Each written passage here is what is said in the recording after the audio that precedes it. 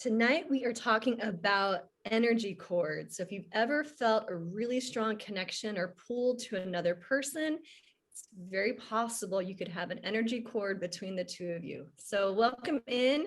This is our video series where we're talking about different things connected to energy, including topics around metaphysical topics, channeling, psychic tools, and many more. So I am this week's host. I'm Yaila Weddle, joined with Corey Davidson and Peyton Craning, and we are all intuitive teachers and healers in various different modalities. And we joined forces to have kind of roundtable discussions to bring all of these topics to you. And we hope they are a benefit for you. If you are interested, please like, share, comment, and subscribe to our different YouTube channels so you don't miss an episode. So tonight we're going to talk about energy cords, what they are, and why it's important for you to know about them and what to do with them. So kicking off this discussion tonight, I'm going to start with you, Corey. What would you like to share about energy cords? Ooh, energy cords. Oh my goodness, energy cords. Well, energy cords are, you have energy cords when you have an interaction with somebody and they connect their energy with yours, but it's not disconnected. Like, for example, if you have a relationship, that may have been significant to you and you can't stop thinking about them. Maybe you have dreams about them. You're thinking about them. You might even run into time to time, or your paths cross. This is an indication of being courted. And I remember the first time I found out about chords was that same thing was happening to me. It was like this person won't stop calling me, and I think about them all the time, and see them every. You have energy cords with this person, and I was like, oh, so and we can cord into other people. Say, you might have a crush on somebody, you know, and you really would like to, get together with that person.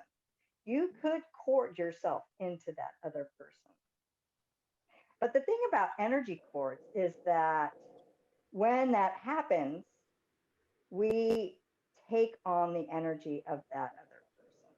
Or if we cord into somebody else, we're giving away some of our energy.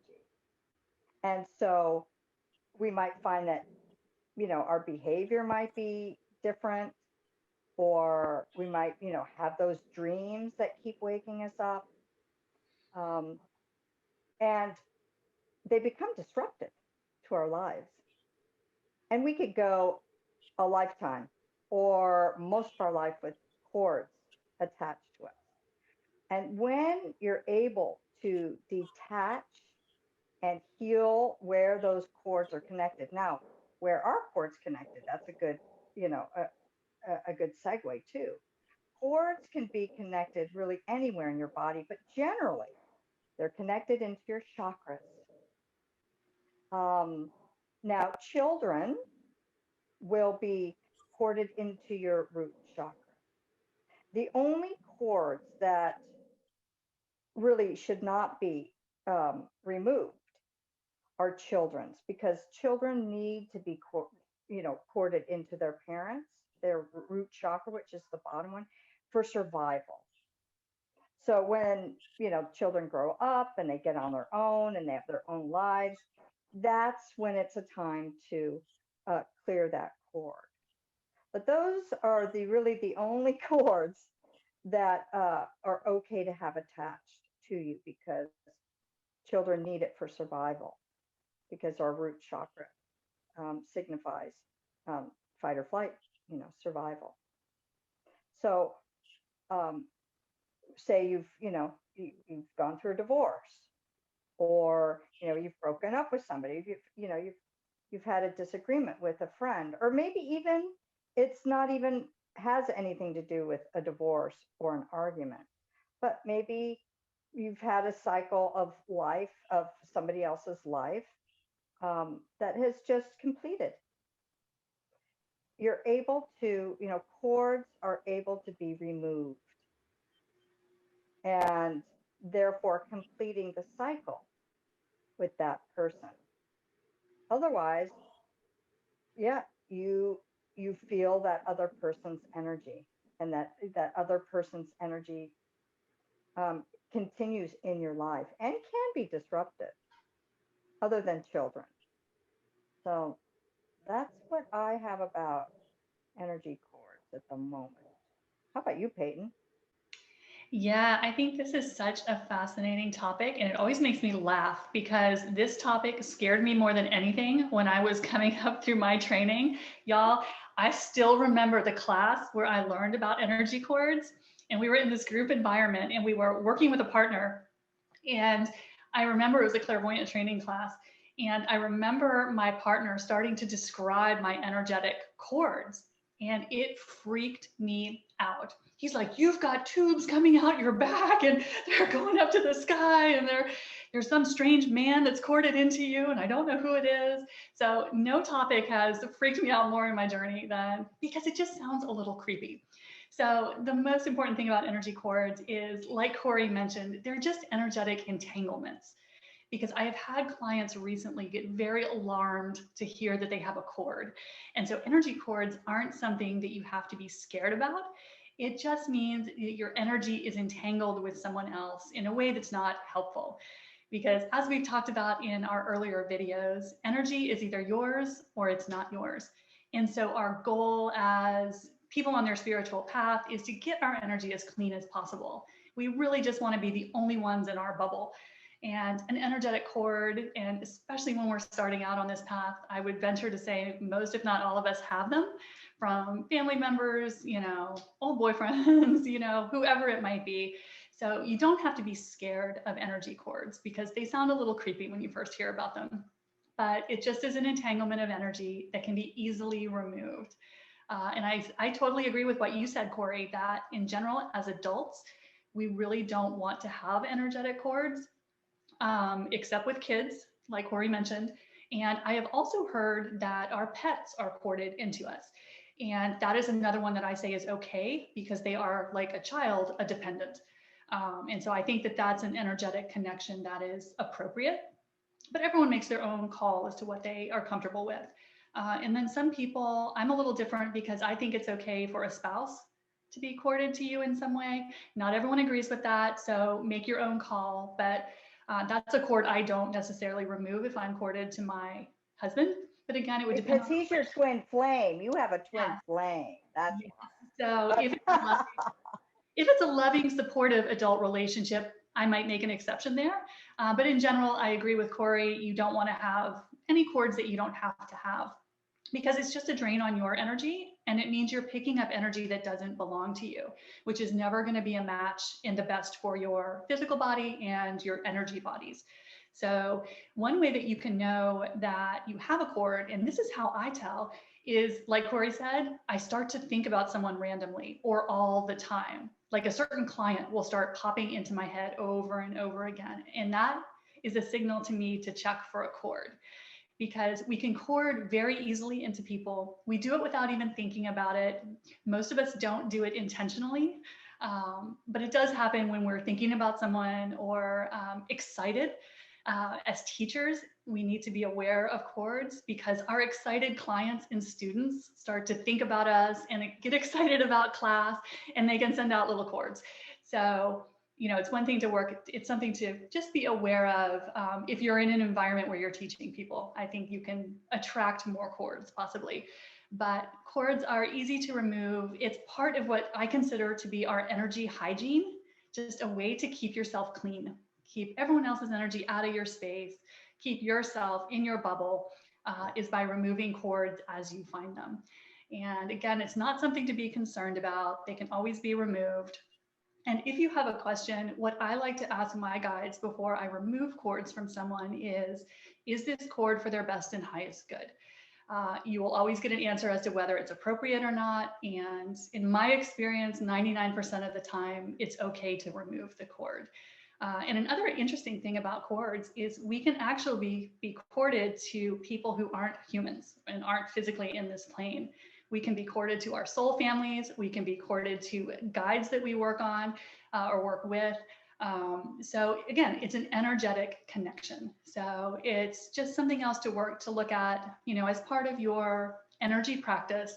Removing them regularly is a good idea. It just gives you your energy back, returns their energy to them, and just not something to worry about, but something that is good to know about. So that's how I think of energy cords. How about you, Yaila?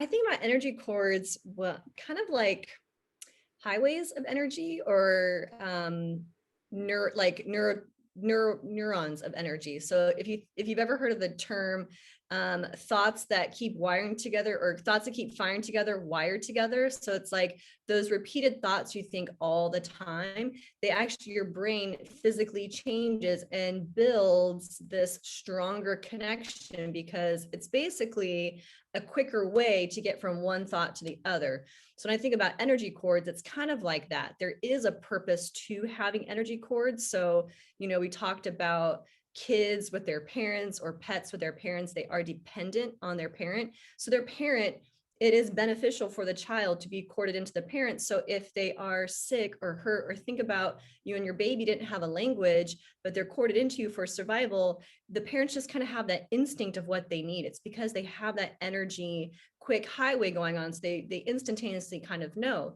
Same thing with your pets. Your pets can kind of give you, they obviously don't speak English or words to you, but they can since they're corded into you, you can get a sense of what they need. So there is a benefit to energy cords. That's kind of why our energies do that. So when you have those different relationships and you're interacting with the person, even if it's a person you just met, but it's a brief, intense interaction, you can actually create an energy cord if there is some strong energy going between the two of you. Or I see it more often in more established relationships. So again, parents, close friends, romantic partners, you'll see more cords from those type of people, or like, you know, instructors to students, those types of things. There can be energy cords, and it's just, I think of it like a two-way highway. They are connecting with your energy, you're connecting with theirs. And in that moment, you can have a more succinct matchup or energy exchange with the person. However, we haven't really learned about energy cords. We never really learned to actually disconnect from who's cording into us. And that's, I think, the biggest point, because in the moment, it can be beneficial. You know, think about that close relationship that you had. You probably corded in. It's a subconscious thing. We don't think about doing it. It just kind of naturally happens when you have that continual energy exchange going on. Your energy just kind of syncs up. And you know, when you are tapped into the other person, that's where it's like, you'll notice if you've ever had friends or even partners where you start to talk similar, or you'll think a similar thought at the same time, or, you know, they're about to call right before you pick up the phone. You know, you have these like synchronicities where you start to like really tap into the people around you. And that's because you have these energy exchanges. But again, you know, you have more of your own power, meaning you can create your life how you want it when you have more of your own energy. So a good rule of thumb is to, as you learn about energy cords, learning how to disconnect from the person. And people can keep cording back into us. Some of them are healthy attachments, some of them are not so healthy attachments. So think about those relationships where there is a power dynamic. You know, I know when I first learned about energy cords, I found a big cord right in my solar plexus, your third chakra, which is your power center. And it was a friend of mine at the time, and the cord was like almost as big as my torso. And when I removed it that night, and it was one of those relationships where we were friends, but it was always like a friendship where she started talking down to me. We were only friends like if I was going through something hard. And it was kind of like I don't like to call someone narcissistic, but it was like narcissistic tendencies. And I remember the night that we removed cords, I saw that one in my power center and I removed it. And no joke, within like 2 or 3 hours after the class, I got a phone call from her and she's like, "Are you okay?" I'm like, "Yeah." So they can the other person can sometimes sense when they're not getting that continuous energy supply. And she wasn't taking the energy classes. She had no idea what I was doing because I wasn't telling anybody, but on an energetic level, she could feel the difference of not getting that supply of my energy in her space. And so there can be unhealthy attachments, and then there can be the healthier attachments, again, like parent to child, or, you know, your spouse, like, you know, there's that loving exchange where you're fully tapped into the person and you can kind of understand them in all different levels outside of just our own like speaking language. You can tap into really their soul's essence in a way. So it does sound a little bit creepy, but you know, there's benefits to it too. That's kind of why our energies do that. But again, you know, you want to separate your energy from other people when you do interact from them, and also remove the thoughts or the energy that could have them connect into your space. So in the schooling that we were taught, we call them like matching pictures. So there's some kind of instance in your space that they were able to hook into and connect that energy cord with you. So for example, I'll use the friend that I was talking about. You know, we kind of started building a friendship around like talking about boys and like relationships and like our experiences. And she was kind of going through a rough breakup, and she was talking to me about breakups. And then there was like an experience that I had, and she was having a similar experience. And so there's just kind of matching energy, there's matching experiences. And she kind of, you know, we probably corded into each other at some point in time, and, you know, just kind of stayed and, you know, started getting more of her energy in my space. I was losing my energy. And like Peyton was saying, I, you know, understand when I have energy cords now, like they were saying, if I keep thinking about the person, if I just keep getting flashes of like, maybe a challenging situation that may have happened with them. I'm kind of like that repeated thoughts going over and over. And then I also just feel more drained too. So when I'm feeling more tired and more drained, I like to check my space for energy cords, because when I feel like I have less of my essence, I'm like, there's probably some cords there. I should probably check that out. So that's what I would add to energy cords. But anything else either one of you want to add?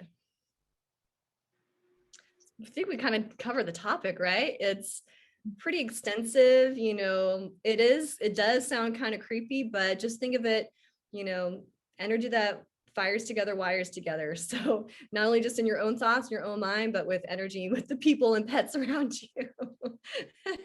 And you have a choice to remove those cords. So, and you can. And there's maybe that's a different topic for another time. So if you'd like to learn about how would you remove an energy cord, what does that look like, what's that experience like, you're always welcome to leave a comment below. Reach out to either one of us or any of us. We have all of our past videos that we've uploaded every Wednesday on all of our own YouTube channels. You can see the links below here.